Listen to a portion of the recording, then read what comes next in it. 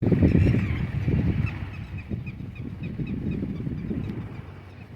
students, you are watching my channel BioHub and I am your facilitator Dr. Seema Sharma. Today we are starting this video with the actual field. You can see farmer is there in the field walking. It's a paddy field students which is ready now for irrigation. तो आज के video में मुझे आपको 3 steps के बारे में बताना है. Irrigation, weeding and management of pest and diseases. So उसके लिए फर्स्ट स्टेप है irrigation, that is artificial supply of water to the crops. So we have seen the field. So let's go back to our class and let's learn biology.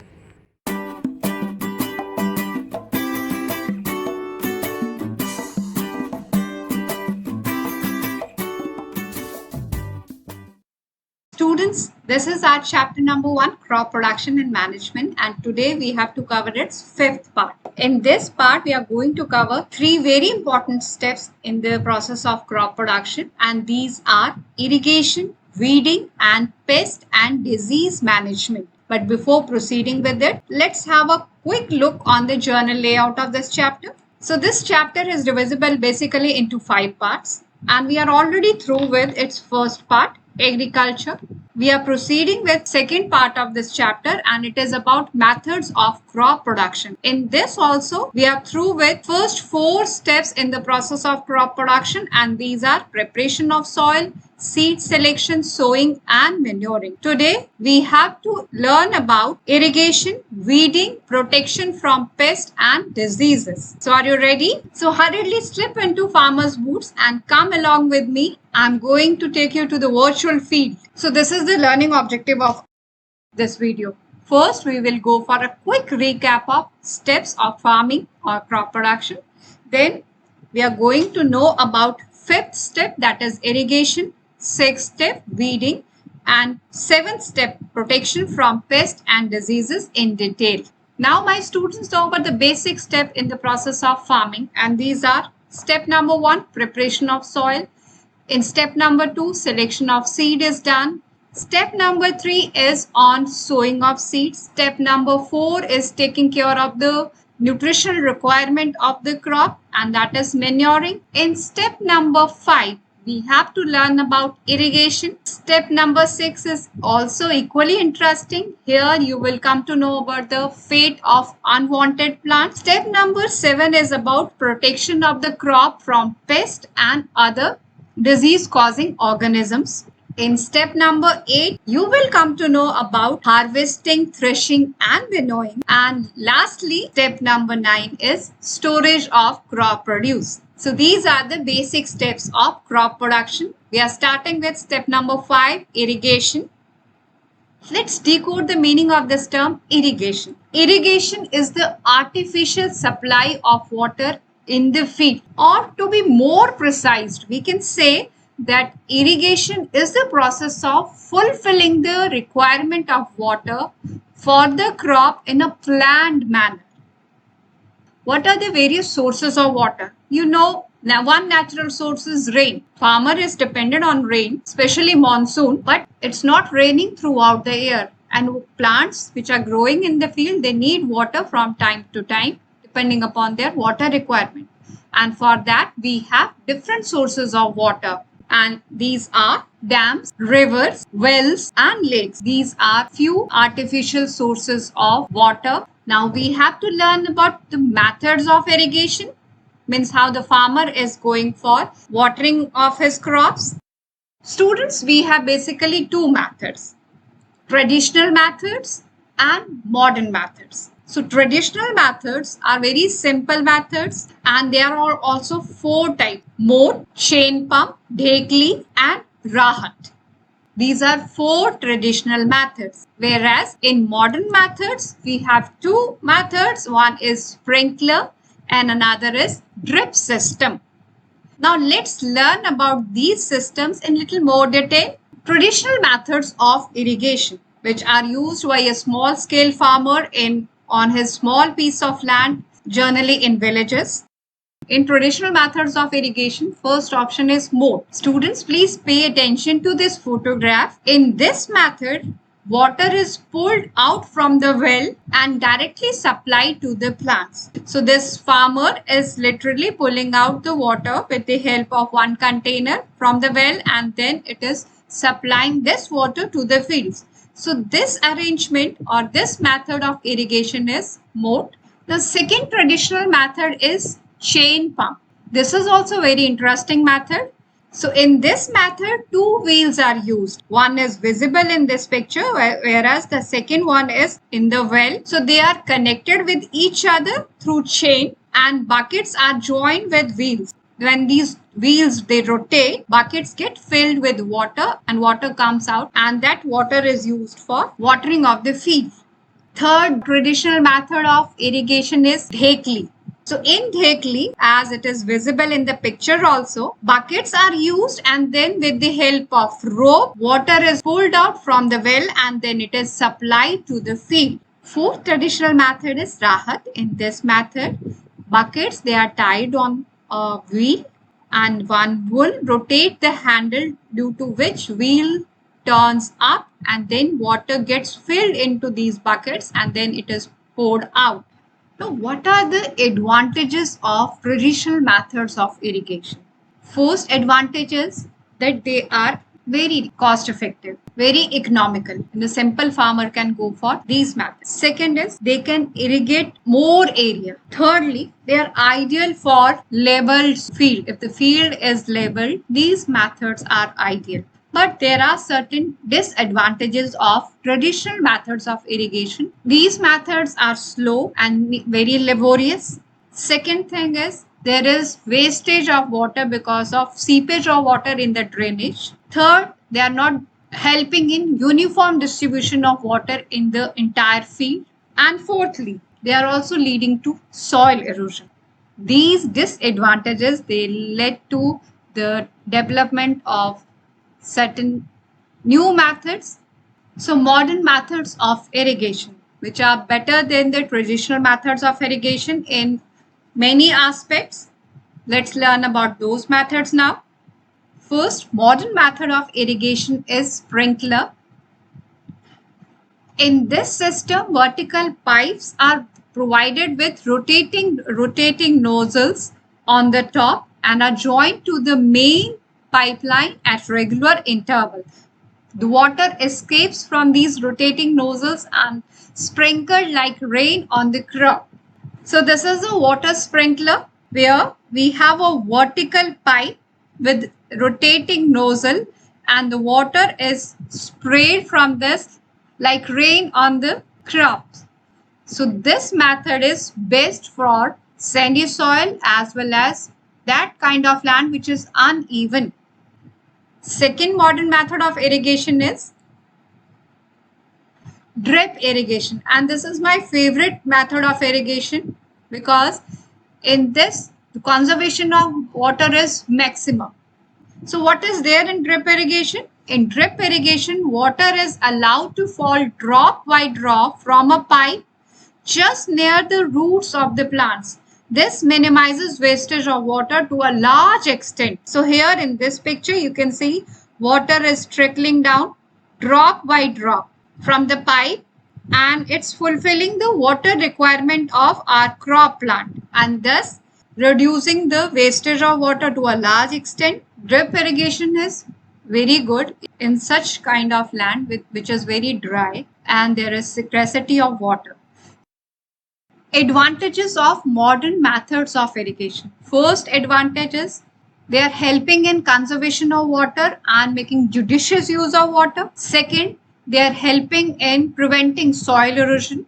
Third, they are enabling the farmer to go for uniform distribution of water in the entire field. Fourth, through these sprinkler and drip system, fertilizers and insecticide can be sprayed in the field, and they are also helping in increasing the crop yield in dry areas or all those areas where there is scarcity of water is there. जहाँ पे पानी की shortage है वहाँ पे अगर किसान ये methods use करता है, then farmer will be able to get a good yield of his crop. But every farmer cannot go for this because it's not very economic. Lot of investment is required in the basic setting of this system. Like this is the infrastructure which is required to set up drip irrigation.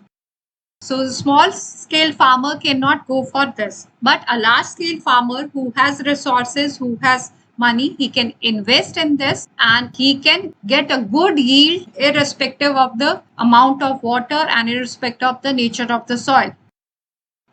The next thing which must be coming in my students' mind is how much of water should be given to the plants and at what time. So this depends upon the time and frequency of irrigation. It depends upon basically three things. First is nature of the crop plant. जो हमने plant field में लगाया है उसका water requirement कैसा है, ज्यादा है कम है, उसके हिसाब से farmer is going for irrigation of his field. Second is nature of the soil. Soil किस तरह की है, लोमी सॉइल है, क्लेई सॉइल है, sandy soil, farmer is going for irrigation. And thirdly season like summer, winter और monsoon. Depending upon that farmer decides and irrigate his crop accordingly.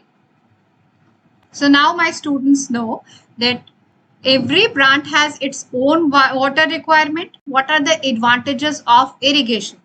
First advantage is irrigation is helpful in transportation of nutrients along with water. Second advantage is this continuous supply of water through the roots to each and every part. It is protecting the plants from frost and hot climate. Thirdly, it is used to help the growth of crops during the period of inadequate rainfall. Fourthly, irrigation maintains moisture in the soil. Moisture is very necessary for the growth of the plant. The soil should not be dry. There should be some amount of water. Lastly, it is essential for the growth of roots of the plant.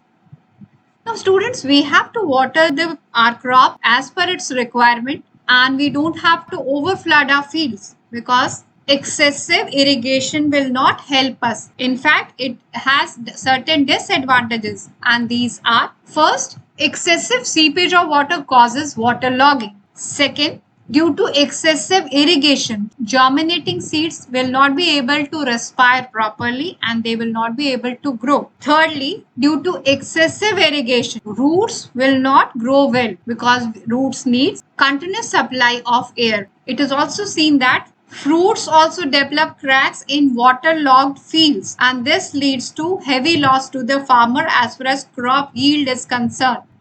So these are few disadvantages of excessive irrigation. So students, this was about step number 5, irrigation.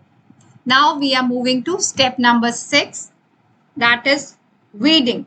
This step is also equally interesting. And before learning about weeding, let's learn about weed. Weeds are unwanted plants that grow along with the main crop in the field. They compete with the crop for water, sunlight and minerals and therefore they reduce the crop yield to a large extent. Now what is weeding? The process of removal of weeds or unwanted plants from the field is called weeding. A few examples are amaranthus, chenopodium and wild oat. So now my students, they know weeds are unwanted plants. Weeding is the removal of these unwanted plants from the field because they compete with the main crop and reduces the crop yield. So what are the options available with the farmer to sort out these unwanted plants? Farmer can go for 3 things. First, manual method of removing these unwanted plants. Second, by spraying chemical. And thirdly, biological method. Let's learn about manual method. This is the traditional method of removing weeds by hand, or when the farmer is plowing the field, that time also he is removing the weeds and that too before sowing the seed. So when the farmer is going for manual removing of weeds, he is using 2 agricultural implements. One is trowel and another is harrow. Now let's try to understand the same with the help of a picture. Picture 1, farmers, they are manually with the help of hands uprooting. In second picture, you can see this is trowel or khurpi, and with the help of this trowel, the farmer is uprooting the unwanted plant. This is again drawing of trowel and harrow, and this is sophisticated harrow. So these are manual method. Let's see the chemical methods also. Chemical methods. Here, farmer has the option of spraying chemicals on the crop. These chemicals, they destroy the weeds without damaging the crop. All those chemicals which are used by the farmer to kill weeds, they are called weedicides or herbicide. And because these are chemicals, so farmer has to be very careful while spraying these. And we have a variety of chemical methods which are available to kill these weeds, and these are Dalapon, Metaclor, and Cinezine.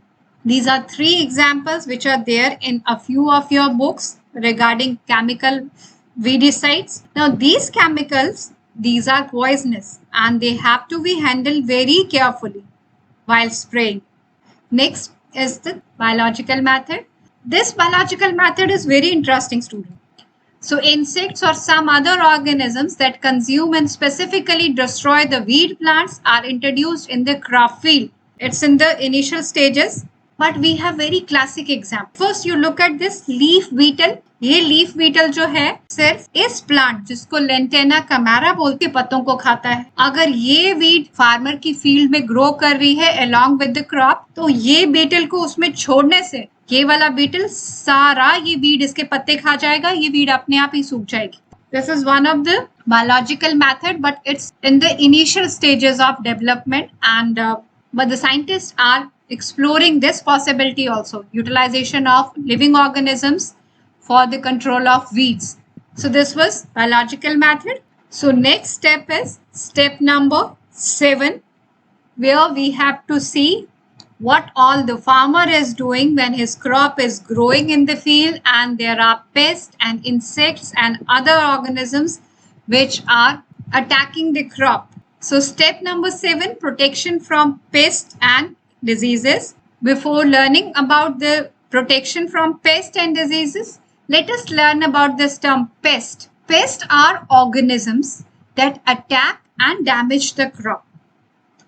They may be rodents like rats or insects like locusts, weevils or termites. Like rats, they eat the grains, they cut the plant, they cut the plant stalk and they cause heavy damage to the field crop. In the same way, insects, they eat away the fruits or they damage the fruits, they eat away the leaves and thus drastically reduces the crop yield. So farmer has to manage the nuisance of these pests and other organisms in the crucial phase of crop production, when the crop is growing and then fruit formation is there in the plant. So what all the farmer is doing? Protection from pest. So pest, they can be controlled by pesticides, which are poisonous chemicals. These pesticides, they kill pests as well as their eggs and larvae, but they do not affect the main crop. And here, farmer has two options: insecticides to kill the insects and rodenticides to kill the rodents. These insecticides and rodenticides, they are very effective against insects and rodents, and they are not causing any harm to the crop which is growing in the field. Now you must be thinking, how come so confidently I am giving this statement? Because I have applied and seen it myself. Few days back, I was facing this problem, students. There was one caterpillar in my kitchen garden and it was specifically eating the leaf portion. See? So what I did to sort out this problem? I applied one insecticide, but to my surprise, it was not effective against caterpillar only, but it was effective against a variety of other insects also. And after the application of this chemical, now this damage by this caterpillar has reduced to a large extent. So this is the effect of insecticide. So this was about pest, but there are other organisms also. They are causing a variety of diseases. Plants are also damaged by disease caused by some microorganisms like fungi, bacteria, viruses. These microorganisms, they are present in the soil, air and water, and they are affecting the crop yield. These diseases, they are transmitted from seed or through air, from soil or through insects, and these diseased plants, they are contaminating the entire field. These are the pictures of few of the fungal and bacterial diseases. And to kill these disease causing fungal and bacterial organisms, farmer is spraying certain chemicals which are only affecting the disease causing organism and not affecting the plant. And here also farmer has a variety of option to take care of fungal infection by spraying fungicides and controlling bacterial infection by spraying bactericides. So that's it. We are through with 3 steps in the process of crop production. We started with step number 5, irrigation. There we came to know about different sources of water and different methods of irrigation. In step number 6, we came to know about weeding, that is removal of unwanted plants from the field. And here we came to know about 3 options: manual methods, chemical method, and biological method. In step number 7, we covered protection from pests and diseases. And here also we have seen that when the crop is growing in the field, farmer has to be very vigilant to check the growth of different type of fungal and bacterial infections. He has to sort out the problem of pest. So now it's a bonus time. I have supplemented this video with one worksheet for self-assessment. These questions will not only help you to judge yourself, but they will also help you to indirectly prepare for your unit test or half yearly. Next time, whenever you will tune into my channel, BioHub, I'm going to cover harvesting, threshing, winnowing, and storage. In that video, these are very important steps in the process of crop production. So I suggest you to explore these also along with me. So I want to thank you all for supporting, coming up with comments, and watching the content of my videos. If you are liking the content, please don't forget to give me a thumbs up. Please subscribe to it. Share the link with your fellow friends. It might be of some help to them. So time to sign out. Bye from your facilitator, Dr. Seema Sharma. Hope to see you soon in my coming video. Till then, थोड़ी पढ़ाई करना, थोड़ी मस्ती करना और अपने parents के साथ क्वालिटी टाइम स्पेंड करना. Bye bye.